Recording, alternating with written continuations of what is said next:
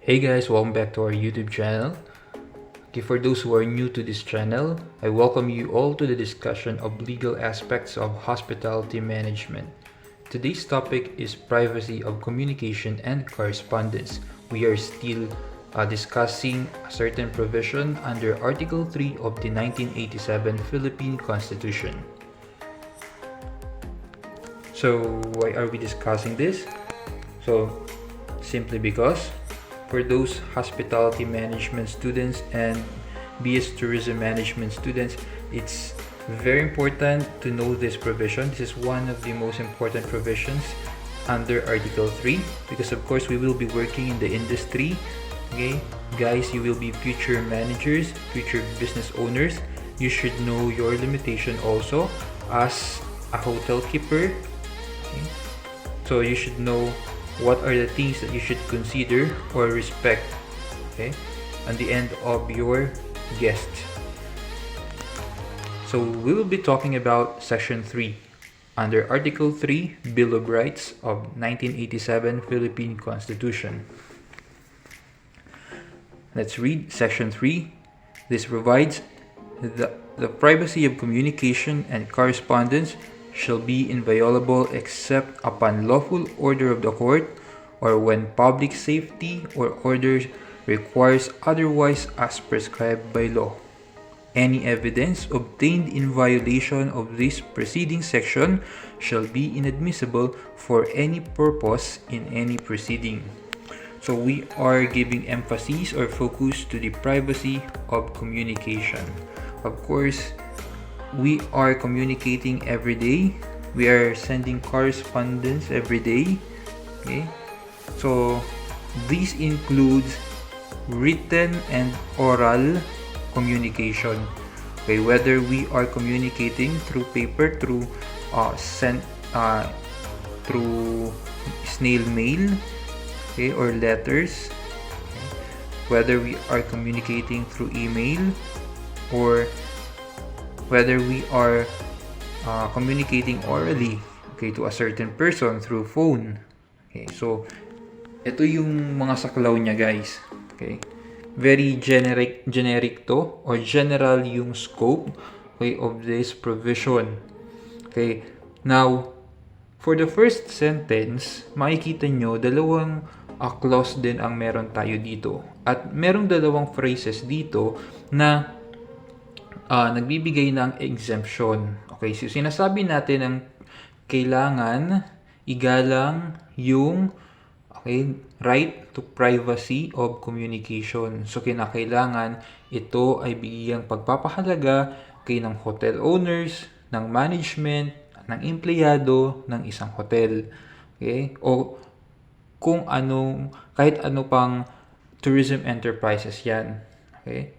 Na merong transaction through phone o kaya mayroong palitan ng communication, okay, o ng ideya. Ngayon,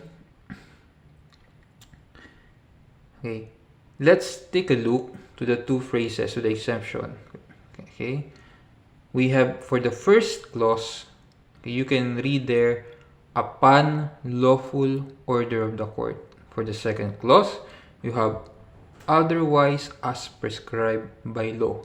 These two phrases are actually exemptions, okay, or limitations.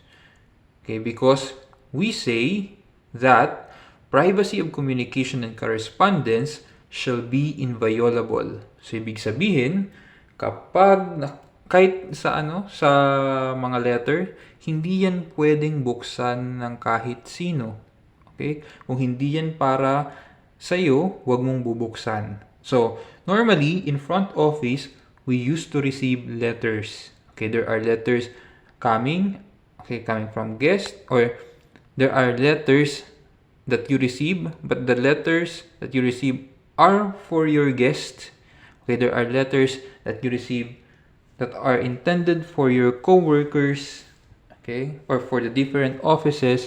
Then you have to give the letter to the right person or to the intended person. You do not have the right to open it, okay? because you may violate this provision. Okay, same thing if the communication is through phone. You are not allowed to listen, okay, to the conversation of two persons. And the worst is to record it. Okay, that is punishable. Okay, so we have a certain law here punishing that. Okay, and for example, you are thinking to make use of that recording as an evidence, then that may not be used as an evidence. That may not be accepted by the court because that may be considered as illegally obtained. If you can see, the second sentence provides any evidence obtained in violation of this preceding section shall be inadmissible for any purpose in any proceeding, because we only have two exemptions, okay, for you to obtain a certain evidence like recording or voice record if that is provided by law. The other one, if your recording is upon lawful order of the court. So there are two scenarios only wherein you can obtain such evidence, right? Okay. Now, what will happen if you're going to obtain evidence, like for example, wiretapping? Okay, so here in the Philippines, we have anti-wiretapping law, okay, which is known as Republic Act 4200. Okay, so we have it here. Okay. So, paano kung nag-record ng conversation, pinakalat online or offline? Okay. So, you may be sued for that. So that is a punishable tort, and you will be liable for that. Especially to the young ones who are very fond of recording. Okay, or when they get a video or a video of a conversation, or maybe a conversation only, a recorded voice record, so they normally spread it online. Okay, if you will be spreading a certain video or a certain voice record, so that is also in violation of this provision or of this law. Okay, so you have to be very careful. Okay, if you are working as a front office attendant or a telephone operator in a hotel, you do not have the right to listen to the conversation of your guest and to another person. Okay, that is a violation of their right. You will be liable for that. Okay, so I hope you are now familiar, okay, with what to avoid whenever you are already in the industry. Okay, what's worse is installing devices, okay, recording devices to be placed inside the guest room, so that is not allowed.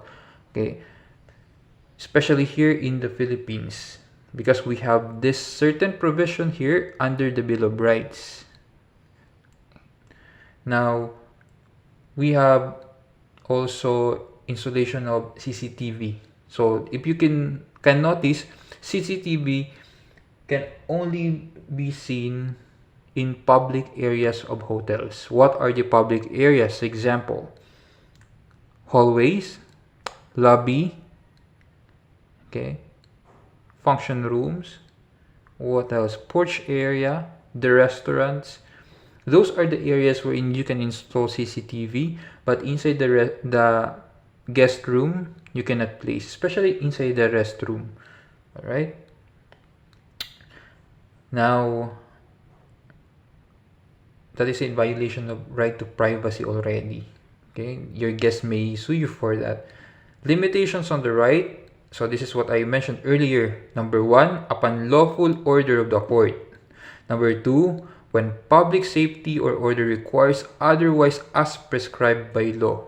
Okay, if the law provides that you are allowed to obtain such evidence, okay, that will intrude to their right to privacy of communication and correspondence, then you may do so. Now, let's talk about evidence illegally obtained. Okay.